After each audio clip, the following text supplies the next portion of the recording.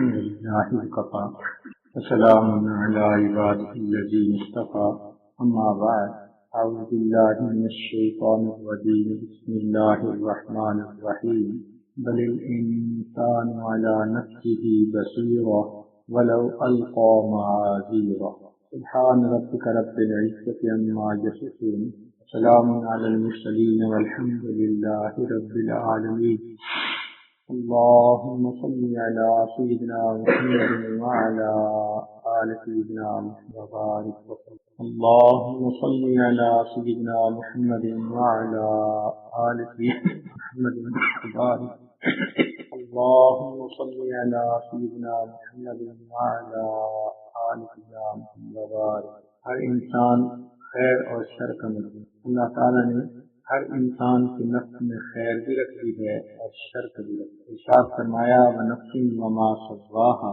فَأَلْهَمَهَا فُجُورَهَا وَتَقْوَاهَا، جو سراسر خیر ہوتے ہیں ان کو فرشتے کہتے ہیں، جو سراسر شر ہے شیطان کہتے ہیں، جو خیر اور شر کا مجموعہ ہے حضرت دنیا کے ہر انسان میں خیر بھی ہے۔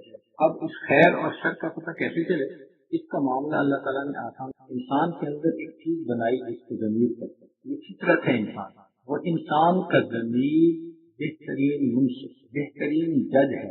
اس لیے کہتے ہیں کہ جب اپنے بارے میں معلوم کرنا چاہو تو اپنے دل سے پوچھو، دل وہ گواہ ہے جو کبھی جھوٹ نہیں، ہمیشہ سچ بتاتا۔ حدیث پاک میں اس کی طرف اشارہ کیا گیا کہ سب سے قلب فرمایا کہ اس نے دل سے پوچھو، دل بتا دیتا ہے انسان کو کر کیا ہے۔ ایک آدمی کو مسئلے کا پتہ نہیں، دل میں جھانک کے دیکھے دل بتا دے۔ جب دل چاہے کہ میں اسے لوگوں سے چھپاؤں، لوگوں کو پتہ نہ چلے، اس بات کی دلیل کہ اس میں کوئی نہ کوئی گڑبڑ ہے۔ اللہ تعالیٰ کا فرماتے ہیں دلیل انسان والا نفس ہی، کیوں نہیں انسان اپنے نفس سے خبردار جانتا ہے اپنے آپ۔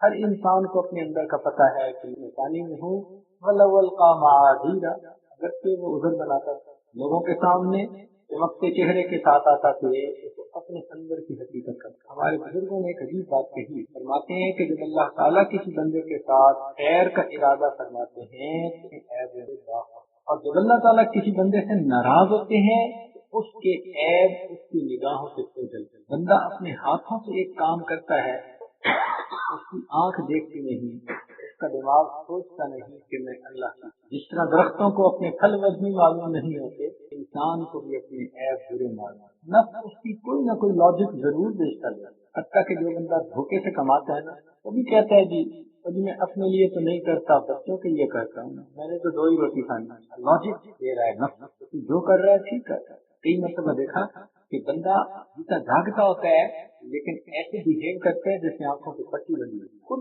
جانتا ہے کہ میں ایک برائی میں پھنس گیا ہوں، برے کام میں لگ چکا ہوں، مگر اپنی اصلاح کی اس کے اندر توفیق۔ کئی مرتبہ تو اسے پتہ نہیں چلتا میں کر کیا رہا ہوں۔ چنانچہ ایک مرتبہ ایک انجینئر صاحب تھے جنہیں بہت قریب سے جانتا ہوں، اس کی زندگی بس عام زندگی ہے، نمازیں پڑھ لی، کبھی قضا کر دی، باقاعدگی سے دیکھا، ڈرامے باقاعدگی سے دیکھے، میوزک سنی، گانا سنا، جو عام زندگی ہے، نہ پردے کا لحاظ نہ شریعت کا کوئی ایسا خیال، غیبت بھی کر لی، جھوٹی بول دیا، جھوٹی قسم بھی کھا لی، اس طرح کی زندگی ہے اس آدمی کی۔ ایک مرتبہ اس کے پاس بیٹھے ہوئے مجھے موقع ملا تو میں نے توبہ کے عنوان کی کچھ گفتگو کی، ساری بات سنی، اور ساری بات سننے کے بعد کہنے لگا جی آپ نے بڑی اچھی باتیں بتائیں، اور اس کے بعد کہنے لگا کہ جی اپنے ارادے سے تو کبھی گناہ کیا نہیں، اگر کوئی بے دھیانی میں ہو گیا ہو تو اللہ معاف۔ اس نے بات کہی مجھے اپنے پاؤں کی زمین کی نظر آئی۔ اتنا بھی انسان اپنے آپ سے بے خبر ہو جاتا ہے، سارے جہاں سے باخبر اپنے جہاں سے بے خبر، اتنا بھی حال ہوتا ہے بندے کا۔ ایسی زندگی ہے کہ فرائض چھوٹ رہے ہیں، حرام کاموں کا مرتکب ہو رہا ہے بندہ، اور پھر کہتے ہیں جی ارادے سے تو کبھی گناہ کیا نہیں، بغیر ارادے کے ہو گیا تو اللہ معاف۔ انسان ڈرے اس مقام کے آنے سے کہ جہاں یہ کبائر کا مرتکب ہو اور پھر اس کی آنکھوں پہ پٹی بنی۔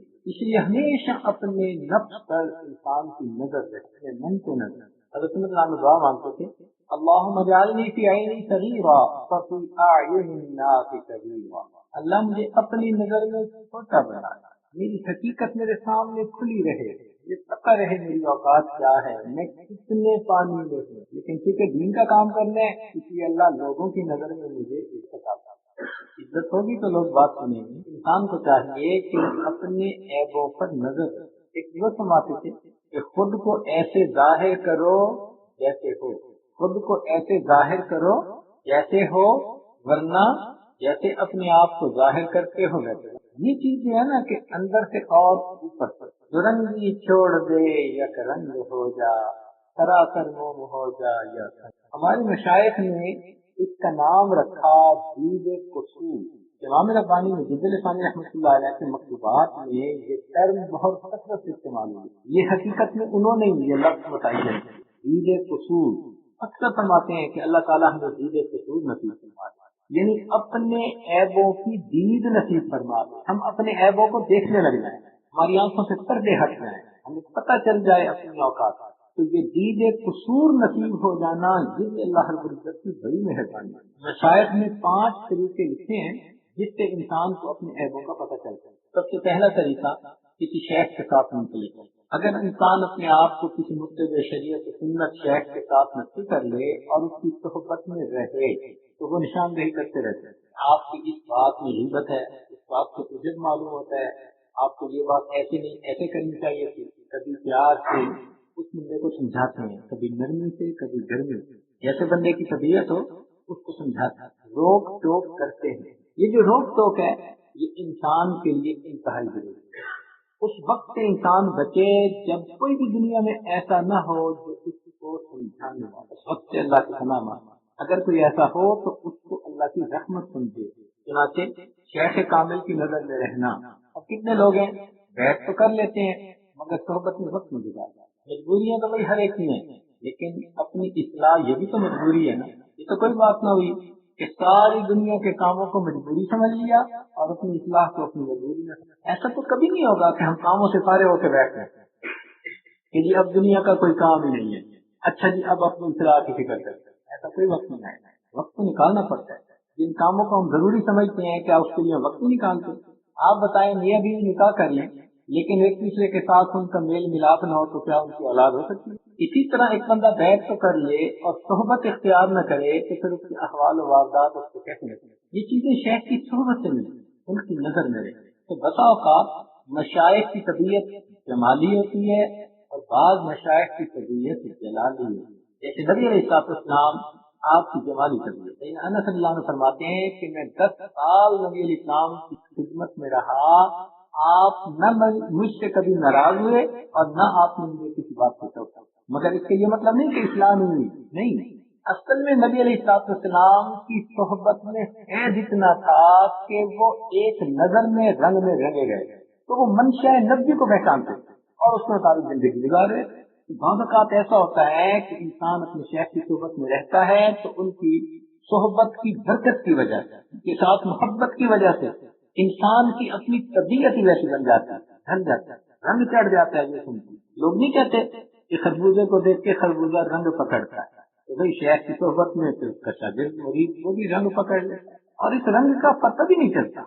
دیکھیں کتاب و سنت رنگ ہے، کتاب و سنت رنگ ہے، علماء کرام رنگ فروش ہیں اور مشائخ اقدام یہ رنگ ریز رنگ استثانی ہے۔ صبغۃ اللہ ومن احسن من اللہ، اللہ کا رنگ ہے۔ جیسے آپ کسی کپڑے کو رنگ کروانا ہو تو رنگریز کے پاس لے جائیں وہ رنگ چڑھا دیتا ہے۔ ان اللہ والوں کی صحبت میں انسان جائے وہ اللہ کا رنگ دل سے چڑھا دے، دنیا کے رنگ کو اتارتے ہیں اور اللہ تعالیٰ کے رنگ کو چڑھا دے۔ شیخ آئینہ کی مانے ہوتی ہے، حدیث پاک میں آتا ہے المؤمن مرآۃ المؤمن، مومن مومن کا آئینہ ہے۔ کیا مطلب کہ بسا اوقات شیخ کی صحبت میں انسان رہتا ہے تو اس کو اپنا آپ نظر آتا ہے۔ یہ بھی ایک عجیب بات ہے، جس کے اپنے اندر کمزوریاں ہوگی نا اس کے دل میں بدگمانی آتی رہیں گی، اور جس کا اپنا من صاف ہوگا اس کے دل میں محبت کا اضافہ ہوتا رہے گا۔ ایک ہندو دعویٰ کرتا تھا کہ مجھے کشف القلوب حاصل ہے۔ یہ کشف ایسی چیز ہے کہ جو بھی محنت کرے اللہ تعالیٰ اس کو دے دیتے ہیں، اس کے شریعت سے تو کوئی تعلق ہے نہیں، یہ ایک دنیا سی چیز ہے، تو جو بھی محنت کرے گا مجاہدے کرے گا اللہ دے دیں گے۔ تو یہ مسلمانوں کو بھی حاصل ہو سکتا ہے، کافر بھی حاصل کر سکتا ہے۔ تو وہ کہتا تھا کہ مجھے کشف القلوب حاصل ہے۔ چنانچہ مرزا جان جانا رحمۃ اللہ علیہ کے پاس آیا، آپ نے فرمایا کہ اچھا بھائی میرے دل کو دیکھو کیا ہے، کہتے ہیں جی بالکل سیاہ نظر آتا ہے، بالکل سیاہ نظر آتا ہے۔ تو میں نے فرمایا کہ یہ بتاؤ کہ تمہیں یہ چیز کیسے ملی؟ کہنے لگا جی میں نے اپنے جی کے خلاف کیا، ہر کام نفس کے خلاف کیا، مجاہدہ کیا۔ آپ نے ذرا تھوڑی دیر ادھر ادھر کی باتیں کی، پھر فرمایا تھا مسلمان کیوں نہیں ہو جاتے؟ وہ آگے سے کہہ بیٹھا میرا جی نہیں چاہتا۔ آپ نے فرمایا کہ اس میں بھی تو جی کے خلاف کرو نا، اس میں بھی تو جی کے خلاف کرو نا۔ اصل میں پیچھے سے توجہ تھی، ایسا اس کا دل بدلا کہ اس نے کلمہ پڑھ لیا۔ جب اس نے کلمہ پڑھ لیا تو حضرت نے فرمایا بھائی اب میرے دل کی طرف دیکھو۔ اب دیکھا تو کہنے لگا حضرت اتنا نور تمہیں بتا نہیں سکتا۔ حضرت نے فرمایا کہ سنو، میرا دل آئینے کی مانند ہے، اور اس آئینے میں تمہیں اپنی ہی تصویر نظر آئی۔ جب پہلے کفر پر تھے تو تمہیں اس میں سیاہی نظر آئی، اب تم نے کلمہ پڑھ لیا، تمہیں اس میں ایمان کا نور نظر آ رہا ہے۔ شیخ کی صحبت میں انسان رہے تو پھر اس کی تربیت ہوتی ہے، اور مقصود بھی یہی ہوتا ہے۔ اس لیے جس طالب پر شیخ کی زیادہ نظر ہوتی ہے اس پر زیادہ روک ٹوک کرتے ہیں۔ جس بندے پہ روک ٹوک ہو وہ اللہ کا شکر ادا کرے۔ آج تو حالت ایسی بن گئی کہ نازنین بن کے رہتے ہیں۔ ویسے ہی حضرت آپ بس مجھ سے ناراض ہیں، بھائی دماغ خراب ہے کہ ناراض ہوں گے بغیر وجہ کے؟ وہ تو پاگل آدمی ہوتے ہیں جو بغیر وجہ کے ناراض ہو کسی۔ اصل میں اپنے اندر کے چور ہوتے ہیں، اس وجہ سے ان کو محسوس ہوتا ہے حضرت مجھ سے ناراض، اپنی تصویر نظر آ رہی ہوتی ہے۔ مشائخ اس طرح ناراض ہونے والے نہیں ہوتے۔ نبی علیہ الصلوۃ والسلام کی مبارک سنتوں والی ان کی زندگی ہوتی ہے۔ جب تک کوئی مجبور نہ کر دے کہ آپ مجھ سے ناراض ہوں، وہ ناراض نہیں ہوتے۔ ہاں روک تو یہ وہ کرتے ہیں تو اصلاح کے لیے۔ اب ماں جو بچے کو منع کرتی ہے کہ انگارہ مت اٹھاؤ تو دشمنی کی وجہ سے کرتی ہے، ناپسندیدہ کر ہونے کی وجہ سے کرتی ہے؟ نہیں، محبت کی وجہ سے کرتی ہے کہ بیٹے تمہیں نقصان ہوگا۔ اسی طرح مشائخ جب کسی بات سے منع کرتے ہیں تو ان کا مقصود اصلاح ہو۔ اچھا یہ بھی ایک ٹریپ ہے شیطان کا کہ شیخ اگر کسی کو کوئی بات سمجھانے کے لیے ذرا ڈانٹ ڈپٹ کر دے تو شیطان اس کے دل میں ڈالتا ہے اب تو بس شیخ مجھ سے ناراض ہے ہمیشہ، اور یہ حضرت کے دل میں میرے بارے میں تو بس غصہ آ گیا۔ یوں اگر مشائخ دل میں غصے رکھنے لگے تو پھر ان کے دلوں میں تو غصے اور کینے کے پہاڑ بن جائیں۔ یہ تو وقتی چیز ہوتی ہے، سمجھانا مقصود ہوتا ہے۔ جب بندے نے اصلاح کر لی تو بات ختم ہو گئی۔ تو ایسے نازنین نہ بنے کہ شیخ اگر ایک دفعہ کسی بات پہ ڈانٹ ڈپٹ کرے تو پھر دوسری مرتبہ سوچے کہ جی اس کو ڈانٹ ڈپٹ کرنی بھی ہے کہ نہیں۔ اگر آپ نازنین بنیں گے تو اپنی اصلاح کا راستہ بند کریں۔ ہمارے مشائخ تو بغیر وجہ کے بھی ڈانٹتے۔ ہمارے حضرت مرشد عالم رحمۃ اللہ علیہ ایک مرتبہ ایک جگہ تشریف فرما تھے اور آپ کے پاس کوئی نیا بندہ تھا جو آیا تھا، یا جو خدمت میں جا کر بیٹھا، بیٹھتے ہی حضرت سے ڈانٹنا شروع کر دیا، تمہارے دل میں دنیا بھری ہوئی ہے، تمہیں مرنا یاد نہیں، تم باغی بنے پھرتے ہو، تمہیں سمجھ آ جائے گی موت کے وقت۔ کوئی ہو اتنا ڈانٹا کہ کوئی حد نہیں، سمجھ مجھے بھی کچھ نہ لگی، لیکن میں کہتا رہا حضرت آپ بالکل صحیح فرما رہے ہیں، حضرت آپ نے یہ دعا فرمائی میری اصلاح ہو۔ جب کافی ڈانٹ ڈپٹ کر لی تو پھر اس کے بعد مجھے کسی کام بھیج دیا، اور اس دوران وہ جو بندہ بیٹھا تھا اس کو بھی بھگتا دیا۔ تو جب یہ آج اس کام کر کے واپس آیا تو فرمانے لگے کہ آسا جینو تے سناوا نو نو، کہ کہتی بیٹی کو ہوں سناتی بہو کو ہوں، کہتی بیٹی کو ہوں سناتی بہو کو ہوں۔ پھر حضرت نے فرمایا کہ وہ جو بندہ بیٹھا ہوا تھا وہ بالکل نیا بندہ تھا اور بہت دنیا دار تھا، اگر اسی میں ڈائریکٹ کہتا تو ہو سکتا ہے وہ برداشت نہ کر سکتا، اس لیے میں نے تمہیں ڈانٹا، میں اسے سنانا چاہ رہا تھا، مگر خوشی مجھے اس بات کی ہے کہ بلا وجہ تمہیں ڈانٹا اور تمہارے چہرے سے مجھے شکن نظر نہیں آئی۔ ہمارے مشائخ ایسا نہیں کرتے، دیکھتے تھے کہ بھائی نفس بھڑکتا ہے یا نہیں بھڑکتا۔ بھائی جو اصلاح کا طلبگار ہوتا ہے وہ تو خوش ہوتا ہے کہ میرے شیخ کی مجھ پر نظر ہے، اور مقصود بھی اصلاح ہوتی ہے۔ اور اگر کوئی بندہ سمجھے کہ بھائی مجھے شیخ کی ضرورت نہیں، میں اپنی اصلاح خود کر لوں گا، تو اس سے بڑا دھوکہ کوئی نہیں۔ ہر آکارے کہ بے استاد باشد یقین آنے کے بے بنیاد، ہر وہ بندہ جو بے استاد ہوتا ہے یقین کر لو کہ وہ بے بنیاد، انسان دھوکہ کھا جاتا ہے۔ چنانچہ ایک آدمی تھا ذرا جدی سی طبیعت کا، بات جلدی مانتا نہیں تھا، اس کو اللہ نے دیکھا دیا اور اس بچے کو ڈائریا ہو گیا، اس کو موشن لگ گئے، تو بیوی نے کہا بھائی ڈاکٹر کے پاس لے جاؤ، بچہ بیمار ہے۔ اس نے سوچا ڈاکٹر کے پاس لے جانے کی کیا ضرورت ہے، بچے کو لوز موشن لگے ہوئے ہیں، میں جا کے دوائی لے آتا ہوں خود ہی۔ چنانچہ وہ گیا فارمیسی کے اوپر اور اس نے اپنی عقل میں یہ بات سوچی کہ بچے کو لوز موشن لگے ہوئے ہیں، اب اگر کوئی دوائی مل جائے جو اس کو قبض کر دے تو یہ ٹھیک ہو جائے گا۔ چنانچہ اس نے جا کے فارماسسٹ کو کہا کہ مجھے قبض کی دوائی دے دے، اس نے دوائی دے دی۔ اب لا کر جب اس نے بچے کو دی تو بچے کی حالت پہلے سے زیادہ وہ تو 24 گھنٹے میں بچے کی زندگی موت کا مسئلہ بن گیا، اتنے لوگ۔ تب جا کے اس کی بیوی نے اسے کہا اللہ کے بندے ڈاکٹر کو بلاؤ۔ اب جب اس نے ڈاکٹر کو بلایا تو خیر ڈاکٹر نے اس کے بچے کو وقتی طور سے دوائی دے دی، بچہ کنٹرول ہو گیا، بچ گیا، زندگی اس کی بچ گئی۔ ڈاکٹر نے پوچھا کہ بھئی کیا کیا تھا؟ کہنے لگا جی میں نے ایسے جا کے فارماسسٹ کو کہا تھا قبض کی دوائی دے دو۔ اس نے کہا عقل کے اندھے، ہماری زبان میں جب یوں کہتے ہیں نا کہ قبض کی دوائی دے دو تو فارماسسٹ سمجھتا ہے کہ بندے کو قبض ہے، کھولنے کی دوائی دے دو۔ اس نے الٹا تمہیں لوز موشن کی دوائی دے دی۔ بالکل یہی مثال ہے بندے کی کہ جو اپنی اصلاح خود کرنا چاہتا ہے کہ پہلے لوز موشن لگے ہوں گے گناہوں کے، اور اوپر سے جو علاج تجویز کرے گا وہ الٹا اور لوز موشن لگا گا۔ اس لیے استاد کی ضرورت ہوتی ہے۔ آپ نے نہیں دیکھا ڈاکٹر خود بیمار ہو جاتے ہیں تو خود دوائی نہیں لیتے، اپنی تشخیص دوسرے ڈاکٹر سے کرواتے ہیں۔ اس کو پتا ہوتا ہے کہ ہماری رائے ہمارے بارے میں اتنی کامل نہیں ہوگی، دوسرا بندہ انڈیپینڈنٹ اوپینین ہو، جس کی تھرڈ پرسن جس کی اوپینین ہے۔ اس لیے بندے کو بھی استاد چاہیے۔ اپنے عیبوں کی اصلاح کے لیے سب سے پہلا طریقہ اپنے آپ کو شیخ کے حوالے۔ اس راستے پر تو شیطان بہت ہی زیادہ انسان کو دھوکہ دیتا ہے جو روحانیت کا راستہ۔ چنانچہ بھائی بستانی رحمۃ اللہ علیہ کے مرید تھا، اس نے خواب میں جنت کو دیکھنا شروع کر دیا۔ ہر دوسرے دن چوتھے دن اسے جنت کے منظر نظر آتے، جنت کے منظر نظر آتے۔ اب اس نے لوگوں کو بھی بتانا شروع کر دیا۔ یہ بھی عجیب بات ہے کہ لوگ یہ نہیں دیکھتے کہ ہم ظاہر میں کن گناہوں کے مرتکب ہو رہے ہیں، ایک کوئی اچھا سا خواب دیکھ کے اپنے مرتکب بن جاتے ہیں۔ میں بڑے اچھے سے خواب دیکھتے ہیں، کوئی خواب میں اگر کوئی دیکھ لے کہ میں بادشاہ بن گیا تو وہ بن جاتا ہے۔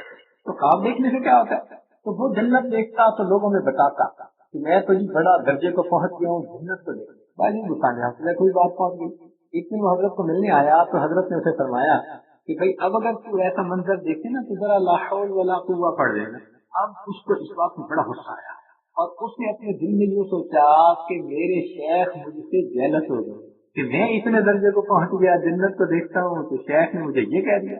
خیر اللہ تعالیٰ کی شان دیکھیں کہ پھر اگلے دن جب اس کو خواب میں یہ منظر نظر آیا تو شیخ کی دعائیں تھیں، ان کی توجہ تھی۔ خواب ہی میں اسے خیال آیا کہ میرے شیخ نے تم نے یہ کہا تھا۔ چنانچہ جب اس نے جیسے ہی لا حول پڑھا وہ سارا کا سارا منظر یکدم ختم۔ تو پتہ چلا کہ شیطان اس کو خواب میں ایسے منظر دکھا کر خود پسندی کا مریض بنا رہا تھا اور اس کو نیچے گرانے کی کوشش کی، مگر شیخ نے بر وقت تشخیص کر لی، ڈائگنوز کر لیا اور اس کو سمجھا دیا، جس کی وجہ سے وہ شیطان کے کنڈے سے بچ گیا۔ اس لیے شیخ کا ایک فائدہ یہ کہ انسان بہت سارے شیطانی ہتھکنڈوں سے بچ جاتا ہے اور اس کو اپنے عیبوں کی اطلاع مل جاتی ہے، اصلاح کا راستہ آسان ہے۔ ایک دوسرا طریقہ یہ ہے کہ انسان دیندار لوگوں کو اپنا دوست بنائے، چن اور ان کو بھی کہہ دے کہ بھئی آپ میرے اندر اگر کوئی عیب دیکھیں، غلطی دیکھیں تو برائے مہربانی مجھے بتا دیا، کیونکہ 24 گھنٹے تو ہر بندے کو شیخ کے ساتھ رہنے کی چانس نہیں نہ مل سکتا۔ تو جہاں قریب رہتا ہے چن کے اپنے آپ کو نیک لوگوں کے گھیرے میں ڈال دے، نیک لوگوں کو دوست بنائے اور ان کو کہہ دیجیے کہ بھئی آپ اگر کوئی بات میرے اندر دیکھیں تو مجھے بلا جھجک بتانا۔ یہ جو نیک دوست ہوتے ہیں یہ بھی بندے کی اصلاح کا ذریعہ ہوتے ہیں، وہ بھی اس کو اچھے مشورے دیتے رہتے ہیں۔ چنانچہ سیدنا عمر اللہ فرماتے تھے میں اس شخص کے لیے مغفرت کی دعا کروں گا۔ عجیب بات کہی، فرماتے تھے میں اس شخص کے لیے مغفرت کی دعا کروں گا جو میرے پاس میرے عیبوں کا تحفہ لائے گا۔ کیسی عجیب بات کہ جو میرے پاس میرے عیوب کا تحفہ لائے گا میں اس کے لیے مغفرت کی دعا۔ اور آج ہمارا کیا حال ہے، کوئی ذرا نشاندہی تو کر دے تو دیکھو پھر ہم اس کے ساتھ دشمنی کیسے نبھاتے ہیں۔ ایسے نہیں ہونا چاہیے۔ تو اپنے دوستوں کو کہے کہ بھئی آپ مجھے بتاتے ہیں۔ چنانچہ ایک بادشاہ تھے، ان کے بارے میں آتا ہے کہ ان کے پاس علماء آتے تو وہ ان کی بڑی عزت قدر کرتے، لیکن ایک عالم تھے جو بہت ہی مسکین طبیعت کے تھے، وہ جب آتے تو بادشاہ ان کو تخت پہ بٹھاتا اور خود اس کے سامنے شاگرد بن کے بیٹھتا۔ اب باقی علماء کو یہ بات بڑی کھٹکتی کہ خطیب شہر ہم ہیں اور مفتی اعظم ہم ہیں اور عدالت کے بڑے قاضی ہم ہیں، اور یہ ایک آ جاتا ہے خدا کا بندہ اور بادشاہ اس کو ایسے احترام سے بٹھاتا ہے کہ جیسے یہ بادشاہ ہے اور یہ اس کا غلام۔ تو ایک دن انہوں نے پوچھ لیا کہ بادشاہ سلامت آپ ان کے ساتھ ایسا سلوک کیوں کرتے ہیں؟ بادشاہ نے کہا دیکھو میں آپ کے علم کی وجہ سے آپ کا احترام کرتا ہوں، لیکن یہ ایسا آدمی ہے کہ جو آتا ہے تو میری کوئی رعایت نہیں کرتا، میرے عیبوں کی اچھے انداز سے نشاندہی کرتا ہے، کیونکہ میں اس سے فائدہ پاتا ہوں۔ میں اپنے آپ کو شاگرد جسے استاد سمجھتا ہوں، ان کو میں تخت پہ بٹھا کے سامنے شاگرد بن کے، تو ایسے دوست بندہ بنائے کہ جو اس کی اصلاح کرتے رہے۔ حضرت مولانا شیخ علی خانی رحمۃ اللہ علیہ کا عجیب واقعہ، آپ ایک مرتبہ مسجد میں تشریف فرما تھے اور کسی بندے کو آپ نے کچھ پیسے دینے تھے کسی جانے کے لیے، تو پیسے کھلے نہیں تھے، تو ساتھ والے سے آپ نے پوچھ لیا کہ آپ کے پاس کھلے پیسے ہیں؟ کھلے پیسے ہیں؟ تو اس نے کہا جی ہاں میں دیتا ہوں۔ تو خادم صاحب تھا، وہ کہنے لگا حضرت کہیں تجارت تو نہیں مسجد میں ہو رہی؟ بولنے کی عادت ہوتی ہے نا کہیں۔ حضرت نے جیسے ہی یہ سنا خاموش ہو گئے، اس کا شکریہ ادا کیا اور مسجد سے باہر نکل کر پھر اس سے کھلے پیسے لیے اور جس کو دینے سے دے دیے۔ اب ایک اور عالم صاحب تھے، انہوں نے کہا حضرت یہ تجارت کہاں بنتی ہے؟ یہ تو تجارت نہیں ہے۔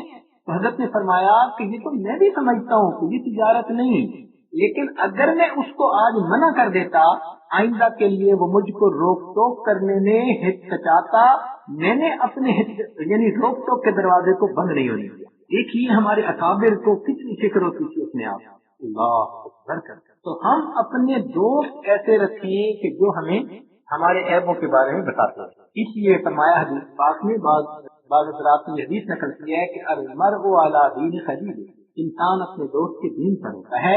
فلینظر احدکم من یخال، تم میں سے ہر بندہ دیکھے کہ وہ کس کے ساتھ دوستی کر رہا ہے۔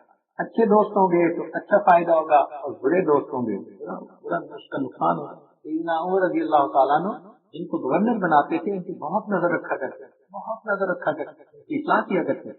چنانچہ ایک مرتبہ حمص کے گورنر تھے سعید بن عامر رضی اللہ تعالیٰ، ان کے بارے میں حضرت کو رپورٹ ملی کہ جی ایک تو یہ جمعہ کے دن چھٹی کرتے، دوسرا دن میں تو یہ کاموں میں وقت لگاتے ہیں، رات کو بالکل نہیں لگاتے، اور صبح کے وقت جب آتے ہیں اپنے کام کے لیے تو ذرا دیر سے آتے ہیں۔ تو یہ تین شکایتیں ملی۔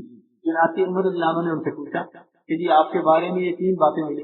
انہوں نے کہا جی بات یہ ہے کہ میں نے تقسیم کی ہوئی ہے، دن میں نے مخلوق کی خدمت کے لیے اور رات میں نے اپنے پروردگار کی خدمت، اس لیے میں سارا دن لوگوں کے مسائل کو حل کرتا ہوں، عشاء کے بعد میں مصلی پہ آ کے اپنے مولا کے ساتھ اپنی رات گزارتا ہوں۔ بہت اچھا بھائی، یہ کہتے ہیں کہ آپ صبح دیر سے آتے ہیں، تو مان لگے اس لیے کہ میرے گھر میں کوئی خادم نہیں، نوکر نہیں، میری بیوی اکیلی ہے، اسے بچے بھی سنبھالنے ہوتے ہیں، گھر کے کام بھی کرنے ہوتے ہیں، تو میں صبح کے وقت میں گھر کے کاموں میں بیوی کی مدد کرتا ہوں، اس لیے مجھے ذرا آنے میں تھوڑی دیر ہو جاتی ہے۔ ہاں تیسری بات کہ تم جمعہ کے دن چھٹی کرتے ہو۔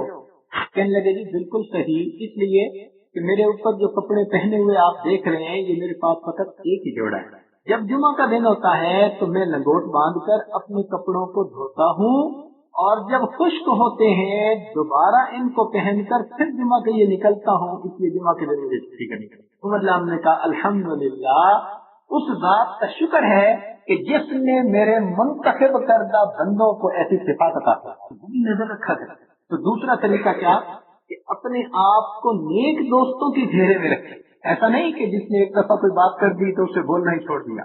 اگر اپنے آپ کو دور کرتے جائیں گے تو اصلاح کے راستے بند ہوتے ہیں۔ اور اصلاح کا ایک تیسرا طریقہ ہے، وہ کیا کہ دشمنوں کی زبانی اپنی اوقات معلوم کرنا، یہ بھی اصلاح کا طریقہ ہے۔ ہم نے عام طور پر دیکھا کہ اگر کوئی حاسد یا کوئی مخالف اگر کوئی کمنٹ پاس کر دیا نا تو لوگ فوراً غصے میں آ جاتے ہیں۔ نہیں، ہمارے مشاہد کا طریق نہیں رہا، وہ ان کو سن کر اپنی ججمنٹ کرتے ہیں کہ واقعی اس کی بات میں حقیقت ہے تو مجھے اپنی اصلاح کرنی چاہیے۔ اگر دیکھو یہ ہمارے مشاہد کس عجیب انداز سے دیکھتے ہیں کہ دوسروں کے کمنٹ سے اپنی اوقات معلوم کرتے ہیں۔ اللہ اکبر کرتے ہیں۔ حضرت خواجہ محمد بن مالک سیوطی رحمۃ اللہ علیہ جو ہمارے دادا پیر ہیں، اللہ رب العزت نے ان کو عجیب کمالات عطا کیے تھے، اس لیے ان کو امام العلماء والصلحاء کہا جاتا ہے۔ ایسی شان اللہ تعالیٰ نے دی تھی کہ جب تقسیم ہوا ملک تو پاکستان کے علماء نے حضرت مدنی رحمۃ اللہ علیہ کو خط لکھا کہ حضرت ہم آپ کے شاگرد ہیں، پہلے کوئی بات ہوتی تھی آپ سے رجوع کر لیتے تھے،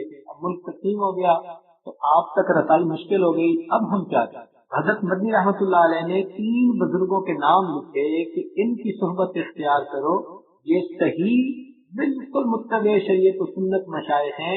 ان میں ایک نام خواجہ عبد المالک صدیقی رحمۃ اللہ ایسے بزرگ۔ آخری عمر میں اللہ تعالیٰ نے ان پر دنیا کے بھی دروازے کھول دیے، وہ مدنی دور شروع ہو گیا، وہ بریل پیل चुनाचे उन्होंने लगातार 27 हज किए इकट्ठे, हर साल हज पे जाते। अच्छा, जब अल्लाह ताला की तरफ से रहमतों के दरवाजे खुल जाएं तो फिर कई मतलब भाई होते हैं ना, वो इस चीज को अजीब महसूस करते हैं। चुनाचे बाद हजरत के 3 भाई थे, वो इसको जरा और नजर से देखते थे।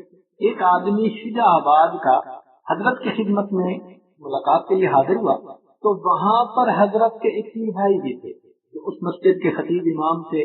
वो उनको मिला और बताया जी कि मैं अपनी हजरत की खिदमत में जा रहा हूँ। उन्होंने आगे से बात कर दी कि मेरी तरफ से अपने पीर को जाके बता देना कि दुनिया और आखिरत 2 बहनें हैं, एक निकाह में जमा नहीं हो सकती। दुनिया और आखिरत 2 बहनें हैं और ये एक निकाह के अंदर जमा नहीं हो सकती। क्या मतलब कि अगर दुनिया निकाह में आ जाएगी तो आखिरत चली जाएगी। तो असल में उन्होंने टॉन्ट की, इशारा किया, ये जो आपके ऊपर फरावानी दुनिया की हो गई तो कहीं ऐसे तो नहीं कि आखिरत हाथों से निकल ही जा रही है। खैर उन्होंने ये बात की, मगर वो मुरीद था, उसको तो बड़ा गुस्सा आया कि मेरे शेख के बारे में ऐसी बात क्यों की। खैर वो हजरत को मिलने आया, हजरत मिले, सलाम किया, उनसे हजरत ने उनके अहवाल पूछे कि आप आए हैं तो वो खैरियत से थे, तजमिया ठीक थे। आखिर ये हजरात की तो दिलों के जासूस होते हैं ना, जवासी कुलूब होते हैं। तो हजरत ने अपने रासत से पहचान लिया कि कुछ न कुछ दरमियान में। तो हजरत ने कहा कि अच्छा भाई, जब तुम मिले थे तो उन्होंने उस वक्त क्या बात कही? अब वो चुप। हजरत ने उसको करीब बुला के कहा कि आप निन्नो अन वो बात मुझे बताएं जो उन्होंने आपको कही। अब उसको बतानी पड़ गई। वो कहने लगा जी उन्होंने आपके बारे में ये कहा था कि अपने पीर को बता देना कि दुनिया और आखिरत 2 बहनें हैं, अंतजमाउ बैनल उख्तैन।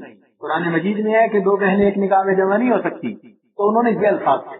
हजरत ने ये अल्फाज सुने तो सर झुका दिया और रोने लगे। आंसू टप टप गिर रहे थे, बहुत देर रोते रहे। इतना रोए कि वो मुरीद दिल में अफसोस कर रहा था कि मैंने ये तज़किरा कर ही दिया। काफी देर के बाद हजरत की जब तबीयत जरा बहाल हुई तो आपने सर उठाया और इतनी बात कही, अल्हम्दुलिल्लाह कि इस वक्त भी लोग ऐसे दुनिया में मौजूद हैं जिनको हमारी इस्लाह की फिक्र है। ये अल्फाज कि अल्हम्दुलिल्लाह इस वक्त भी दुनिया में ऐसे लोग मौजूद हैं कि जिनको हमारी इस्लाह की फिक्र है। अगर हम जैसा होता तो क्या कहता, तुम्हारे घर से लेते हैं, तुम्हें क्यों भाई जल रहे हो, क्यों हसद कर रहे हो, पता नहीं हम क्या क्या कहते हैं।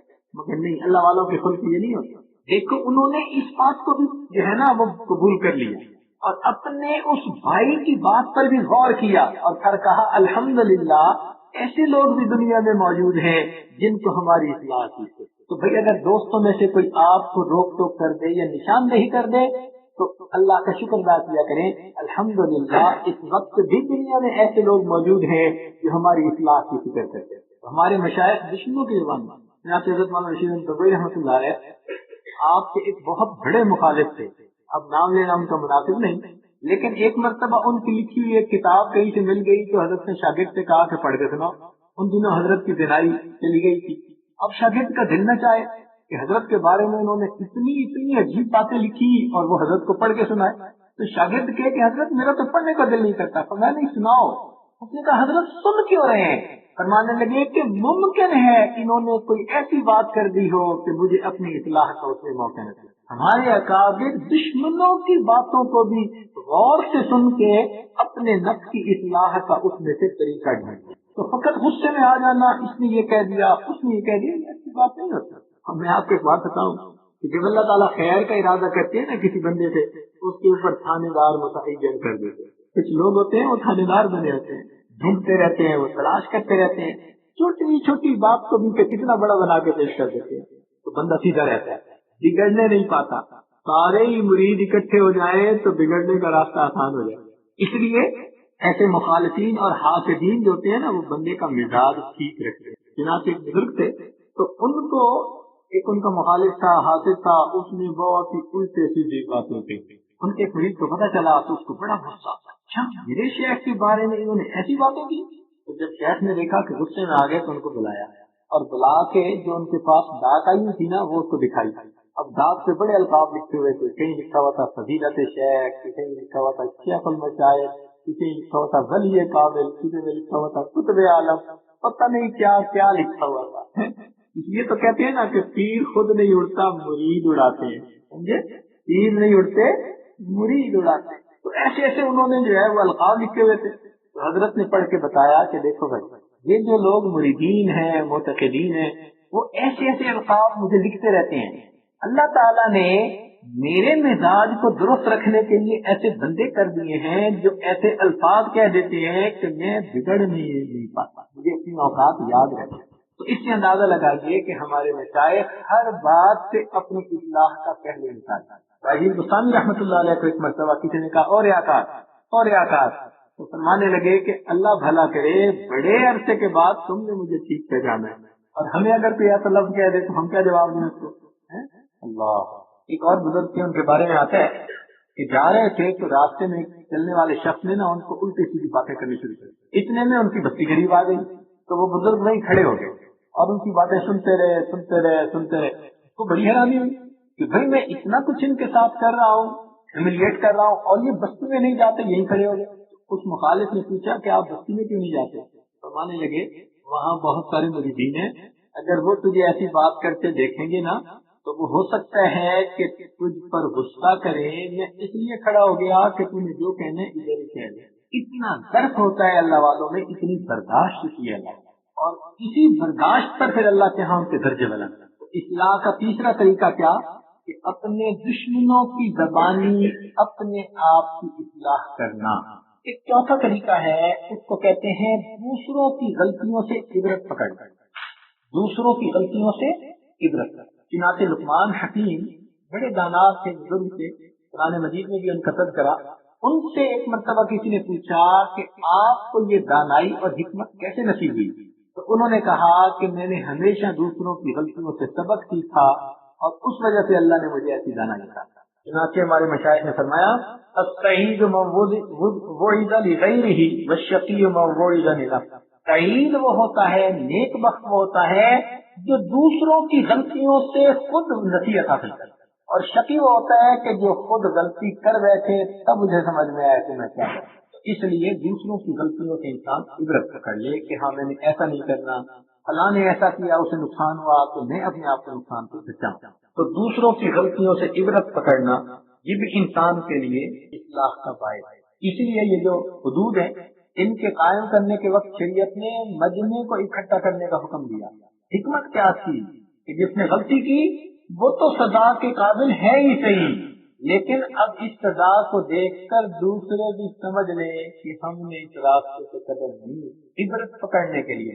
اور پانچواں طریقہ ہے کہ اپنا محاسبہ روز خود کر۔ امام اللہ نے فرماتے تھے حاسبو قبل ان تحاسبوا، اپنا محاسبہ کرو اس سے پہلے کہ تمہارا محاسبہ کیا جائے۔ تو بھائی ہر کمپنی کے اندر انٹرنل آڈٹ لوگ کرتے ہیں اس سے پہلے کہ باہر کے لوگ آڈٹ کے لیے آ جائیں۔ تو یہ جو روز کا محاسبہ ہے نا، یہ اپنا انٹرنل آڈٹ، روز اپنے بارے میں بیٹھ کے سوچیں کہ مجھے کیا ہونا چاہیے تھا اور میں کیا بنا۔ جب اپنا محاسبہ کریں گے تو دیکھیں کہ خود بخود اللہ تعالیٰ اصلاح کے لیے آسانی کریں، گناہوں کو سامنے کر دیں گے۔ چنانچہ ایک عالم نے برہان الدین غریب رحمۃ اللہ علیہ سے کہا کہ حضرت میں جس قدر اپنے نفس کے عیوب کو دور کرتا ہوں اسی قدر ان میں عیب زیادہ نظر آتے ہیں مجھے۔ انہوں نے فرمایا کہ انسان کامل کی یہی پہچان، انسان کامل کی یہی پہچان ہوتی ہے جتنا وہ اپنے عیبوں کو ٹھیک کرتا چلا جاتا ہے اس پر اپنی عیب اور ٹھیک کرتا ہے۔ معروف کرخی رحمۃ اللہ علیہ فرمایا کرتے تھے کہ اگر کوئی شخص مسجد میں اعلان کرے کہ جو ساری مسجد میں سب سے برا ہے وہ مسجد سے باہر نکلے، تو فرماتے تھے کہ مجھ سے پہلے مسجد سے کوئی باہر نہیں نکلے، میں سب سے پہلے نکلوں۔ یعنی ہمارے مشائخ اپنا اتنا محاسبہ کیا کرتے، اپنے نفس کو ہمیشہ متہم سمجھتے، بلکہ ہمارے مشائخ نے تو یہاں تک کہا کہ انسان اپنے آپ کو سب سے کم تر ہے، جو عمر میں بڑا ہو اس سے بھی، جو عمر میں چھوٹا ہو اس سے بھی۔ یہ عجیب سی بات نہیں ہے؟ دیکھو بھائی بڑے سے کم تر اس طرح سمجھے کہ یہ بزرگ ہیں، ان کی عمر بڑی ہے، ان کو نیکی کے زیادہ مواقع ملے، مجھے تو اتنا موقع ہی نہیں ملا نیکی کا، اس لیے یہ زیادہ موقع پانے والے یہ مجھ سے زیادہ ملا، اس نے تو زندگی کے اتنے رمضان گزارے ہیں اس لیے یہ مجھ سے زیادہ اچھے ہیں۔ اور اگر کوئی چھوٹا ہو تو اس کے بارے میں کیا سوچیں؟ اس کے بارے میں یہ سوچیں کہ بھائی یہ تو چھوٹا ہے، اس کو تو ابھی گناہ کے اتنے موقع ہی نہیں ملے جتنے گناہ میں کر دیتا ہوں۔ تو جو سوچیں گے تو چھوٹا بھی اپنے سے اچھا نظر آئے گا، اور اس طرح سوچیں گے تو پھر عمر میں بڑا اپنے سے اچھا نظر آئے گا۔ اور آگے کی بات سن لیجیے، عالم کو بھی اپنے سے اعلیٰ سمجھے اور جاہل کو بھی اپنے سے اعلیٰ۔ اب عالم کو اپنے سے اعلیٰ سمجھنا یہ تو سمجھ میں آ جاتا ہے، لیکن جاہل کو کیسے سمجھیں؟ جاہل کو اس لیے سمجھیں کہ کیا پتا کوئی کون سا عمل اخلاص کے ساتھ اس نے ایسا کیا ہو کہ اللہ کے ہاں وہ قبول ہو گیا۔ کئی مرتبہ انسان کے پاس علم نہیں ہوتا مگر اخلاص ایسا ہوتا ہے کہ اللہ تعالیٰ اس کو پسند کروا لیتے ہیں۔ حضرت مولانا روم رحمۃ اللہ علیہ نے سیدنا موسیٰ علیہ السلام کا واقعہ لکھا ہے۔ ایک بوڑھا آدمی تھا تو وہ بیٹھا باتیں کر رہا تھا، اے اللہ میں نے سنا ہے آپ کی بیوی نہیں، بچے نہیں، آپ کبھی میرے ہاں مہمان بنے، میں آپ کی خدمت کروں گا، یہ کروں گا، باتیں کر رہا تھا۔ حضرت موسیٰ علیہ السلام نے دیکھا تو آپ نے اسے ٹوکا، او بندے یہ تو اللہ تعالیٰ کی شان کے مناسب نہیں ہے جو گفتگو تو کر رہا ہے۔ تو وہ گھبرا گیا، اوہو اچھا میں اللہ تعالیٰ کی شان کے خلاف کوئی بات کر رہا تھا۔ حضرت مولانا روم رحمۃ اللہ علیہ فرماتے ہیں کہ حضرت موسیٰ علیہ السلام پر وحی اتری جس کا مفہوم تھا، اللہ تعالیٰ نے فرمایا کہ تو برائے فصل کردن آمدی، میں برائے فصل کردن۔ اے میرے پیارے موسیٰ علیہ السلام، میرا ایک بندہ محبت میں ڈوب کے میرے ساتھ باتیں کر رہا تھا، میں نے آپ کو جوڑنے کے لیے بھیجا تھا، توڑنے کے لیے تو نہیں بھیجا تھا۔ تو اب یہاں پر ہمارے مشائخ نے فرمایا کہ محبت میں ڈوبی ہوئی باتیں جہالت کی بنا پر شان کے خلاف ہوں وہ بھی اللہ کو اچھی لگتی ہیں، تو جو محبت میں ڈوب کر وہ باتیں کریں جو اللہ کی شان کے مطابق ہو وہ اللہ کو کتنی اچھی لگتی ہے، کتنے اللہ تعالیٰ اس سے خوش ہوتے ہوں گے کہ یہ میرا بندہ محبت میں ڈوب کے میری ایسی شان بیان کر رہا ہے۔ اللہ، اس لیے یاد رکھیں کہ اللہ کا لفظ ایک مرتبہ بھی کسی نے محبت کے ساتھ اپنی زبان سے لے لیا تو یہ لفظ کبھی نہ کبھی اس کے جہنم سے نکلنے کا ذریعہ ضرور بن جائے۔ ہمارے مشائخ نے فرمایا کہ اپنے آپ کو حفیظ کتے سے بھی بدتر سمجھو۔ اب یہ ہضم کرنا بڑا مشکل تھا کہ ہم انسان ہیں، اشرف المخلوقات ہیں، ہم اپنے آپ کو کیسے ایسے سمجھے؟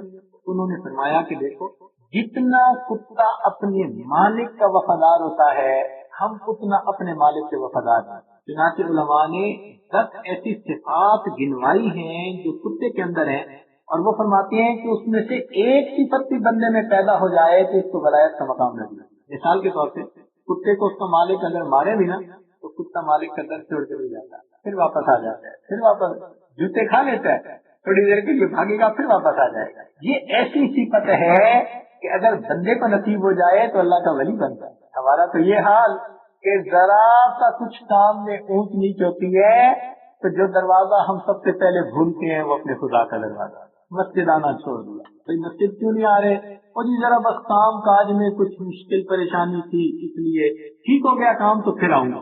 کیا مطلب کہ کام میں کچھ رکاوٹ آئی تو سب سے پہلے کون سا دروازہ چھوٹا؟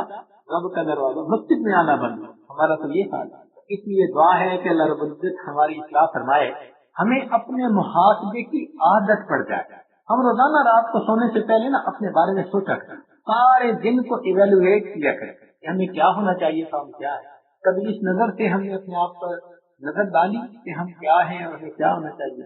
یہ جو مراقبہ ہوتا ہے نا حقیقت میں یہی محاسبہ ہوتا ہے۔ اس لیے مشائخ کہتے ہیں کہ یہ مراقبہ صبح و شام باقاعدگی کے ساتھ کریں تاکہ اپنی اوقات کا پتہ چلے۔ اچھا ایک بات اور سنیں ذرا توجہ فرمائیے گا، یہ آج اپنی بات مکمل کرے گا کہ قرآن مجید ایک ایسی کتاب ہے جو ہر ایک کے بارے میں بالکل صحیح بات کرتے ہیں۔ چنانچہ اللہ تعالیٰ فرماتے ہیں ھذا کتابنا ینطق علیکم بالحق، یہ کتاب ہے جو بالکل سچ بولتی ہے، تمہارے سچ باتیں کرتے ہیں۔ اب اس قرآن مجید میں ہمارے بارے میں کہیں نہ کہیں تذکرہ موجود ہے، ہر ایک کا تذکرہ قرآن مجید میں موجود ہے، کافر کا بھی، مومن کا بھی، وفادار کا بھی، غدار کا بھی، گناہگار کا بھی، نیکوکار کا بھی، ہر ایک کے بارے میں ڈسکرپشن کہیں نہ کہیں ضرور موجود ہے۔ کیا ہم نے کبھی اپنی ڈسکرپشن قرآن پاک میں پڑھی؟ سنیے اللہ تعالیٰ ارشاد فرماتے ہیں لقد انزلنا الیکم کتابا فیہ ذکرکم، تحقیق ہم نے تم پر ایک کتاب اتاری جس میں تمہارا تذکرہ موجود۔ لقد انزلنا الیکم کتابا فیہ ذکرکم افلا تعقلون۔ تمہیں عقل کی رسی نصیب نہیں، کیوں نہیں سوچتے، کیوں نہیں قرآن مجید کو پڑھ کے اپنے آپ پہ غور کرتے کہ ہمارے بارے میں کہاں تذکرہ موجود؟ ممکن ہے ہمارے گناہوں کا تذکرہ ہو، کسی کی نیکیوں کا تذکرہ، اتنی عمر گزرتی گئی، کبھی ہم نے قرآن میں وہ آیت ڈھونڈی جو ہمارے بارے میں ہے؟ فرصت ہی نہیں، قرآن سمجھنے کی ہمیں توفیق ہی نہیں ہوئی، الا ماشاء اللہ۔ کوئی دن ایسا گیا کہ ہم صبح اس نیت سے پڑھیں کہ اے اللہ قرآن کے اس آئینے میں ہم اپنی شکل دیکھنا چاہتے ہیں، ہمیں دکھا دی۔ قرآن مجید نے تو صاف کہہ دیا، لقد انزلنا الیکم کتابا فیہ ذکرکم، تحقیق ہم نے تم پر کتاب اتاری، فیہ ذکرکم، اس میں تمہارا تذکرہ موجود ہے، افلا تعقلون، تم کیوں نہیں سوچتے، عقل کیوں نہیں رکھتے؟ تم غور کرو، تمہیں اپنی حقیقت نظر آ جائے گی اس کتاب کے آئینے میں۔ تو کوئی آیت ہے کبھی ہم نے ڈھونڈی؟ نہیں۔ ایک آیت ہے جو مجھے اپنے بارے میں بالکل فٹ نظر آتا ہے، بہت عرصے سے میں جب بھی آیت کو پڑھتا ہوں تو مجھے بالکل 100% فٹ نظر آتی ہے۔ آپ کو سنا دوں؟ یہ بھائی اللہ اللہ اللہ تعالیٰ ارشاد فرماتے ہیں ایک غلام کے بارے میں، وَضَرَبَ اللَّهُ مَثَلًا عَبْدًا مَمْلُوكًا لَا يَقْدِرُ عَلَى شَيْءٍ وَهُوَ كَلٌّ عَلَى مَوْلَاهُ أَيْنَمَا يُوَجِّههُ لَا يَأْتِ بِخَيْرٍ۔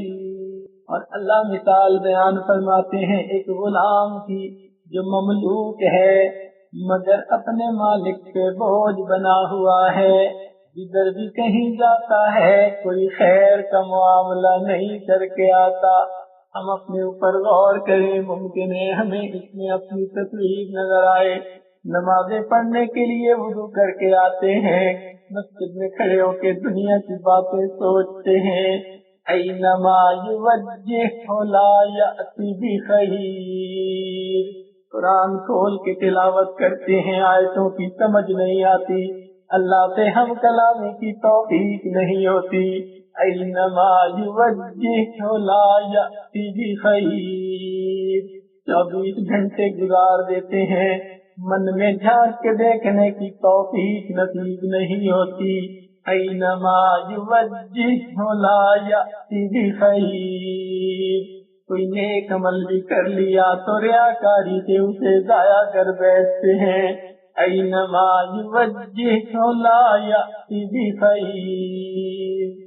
مالک پہ بوجھ بنے ہوئے ہیں، کھانے میں سب سے آگے، نعمتیں لینے میں سب سے آگے، عزتیں پانے میں سب سے آگے، واہ واہ میں سب سے آگے، لیکن جب مالک کی بندگی کا وقت آتا ہے مالک کو بھول جاتے ہیں۔ نمازوں میں بھی ہمیں غیر کے خیال آتے رہتے ہیں، وَهُوَ كَلٌّ عَلَى مَوْلَاهُ، وہ اپنے مالک کے اوپر بوجھ بنا ہوا ہوتا ہے۔ اللہ تعالیٰ قرآن مجید میں ارشاد فرماتے ہیں، سَنَفْرُغُ لَكُمْ أَيُّهَا الثَّقَلَانِ، اے انسانوں اور جنوں میں سے میرے نافرمانوں، تم میری زمین پر بوجھ بنے ہوئے ہو، ہم اپنے آپ کو تمہارے لیے فارغ کر رہے ہیں، ہم تمہاری خبر لیں گے، تم سے حساب لیں گے، تم نے ہمارے پاس آنا ہے۔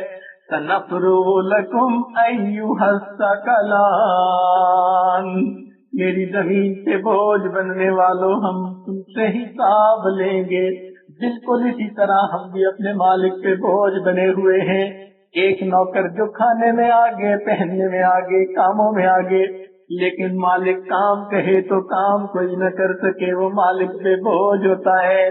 فرمایا وَضَرَبَ اللَّهُ مَثَلًا عَبْدًا مَمْلُوكًا لَا يَقْدِرُ عَلَى شَيْءٍ وَهُوَ كَلٌّ عَلَى مَوْلَاهُ أَيْنَمَا يُوَجِّههُ لَا يَأْتِ بِخَيْرٍ۔ آج وقت ہے ہم اپنی زندگی کی ترتیب کو بدلنے کے عہد کر لیں۔ اے مولا، آج تک ہم جو نافرمانیاں کرتے رہے، آج سچی توبہ کر کے ایک نئی زندگی کا آغاز کرتے ہیں۔ پروردگار بڑے کریم اور رحیم ہے، چنانچہ ایک اور آیت ہے جو امید دلاتی ہے۔ رب کریم ارشاد فرماتے ہیں، نبئ عبادی انی انا الغفور الرحیم، میرے بندوں کو بتا دو میں بڑا ہی غفور اور بڑا رحیم ہوں۔ اگر اپنی زندگی میں گناہوں کا احساس کر لیں گے اور میرے در پہ چل کر آ جائیں گے، میں ان کے گناہوں کو معاف کر دوں گا، اپنی رحمت سے ان کے دامن بھر دوں گا۔ اللہ کرے کہ ہمارے ساتھ رحمت اور مغفرت کا معاملہ ہو۔ اللہ تعالی ہماری یہاں حاضری کو قبول فرما لے اور ہماری بخشش فرما دے، اور ہمیں گناہوں سے پاکیزہ ہو کر واپس لوٹنے کی توفیق عطا فرمائے۔ وآخر دعوانا الحمد للہ رب العالمین۔ تھوڑی دیر کے لیے مراقبہ کر لیجیے، آنکھوں کو بند کر لیجیے، سر کو جھکا لیجیے۔ دنیا اور جو کچھ دنیا میں ہے اس سے ہٹ کر کے اللہ تعالیٰ کی یاد میں ڈوب جائیے۔ انسان جب اپنے اندر جھانکتا ہے اسے اپنی اصل تصویر نظر آتی ہے۔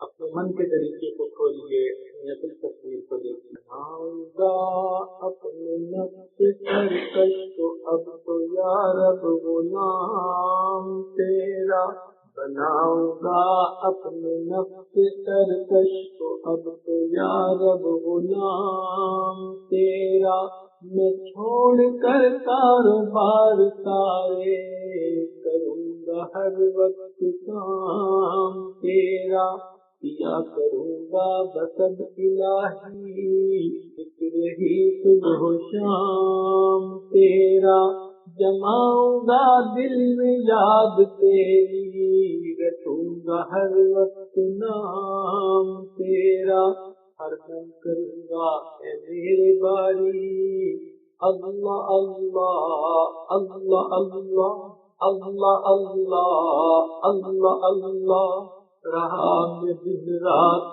غفلتوں میں بس یوں ہی زندگی گزاری، رہا میں دن رات غفلتوں میں بس یوں ہی زندگی گزاری، کیا نہ کچھ کام آخرت کا کٹی گناہوں میں عمر ساری، رہا میں دن رات غفلتوں میں بس یوں ہی زندگی گزاری، کیا نہ کچھ کام آخرت کا کٹی گناہوں میں عمر ساری، بہت دنوں میں نے سرکشی کی مگر ہے اب سخت شرم ساری، میں سر جھکاتا ہوں میرے مولا، میں توبہ کرتا ہوں میرے باری،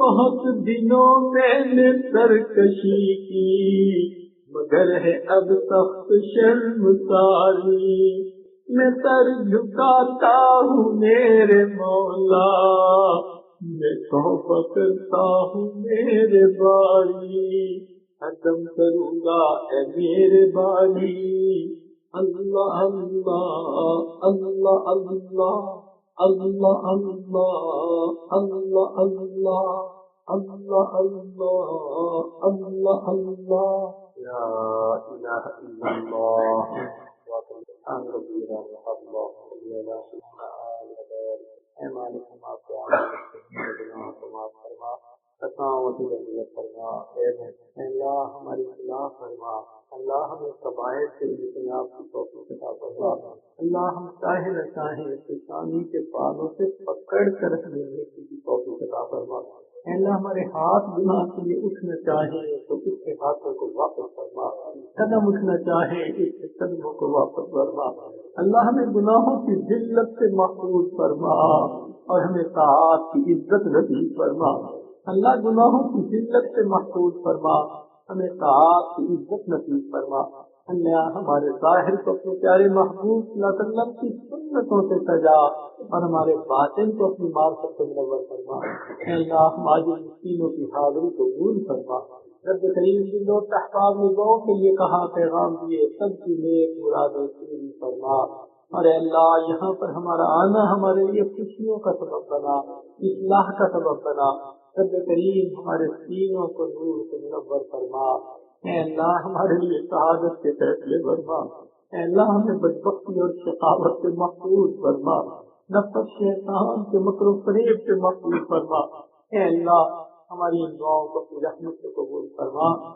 ربنا تقبل منا انك انت السميع العليم وتب علينا انك انت التواب الرحيم صلى الله تعالى على حبيبه سيدنا محمد وآله وأصحابه أجمعين برحمتك يا أرحم الراحمين۔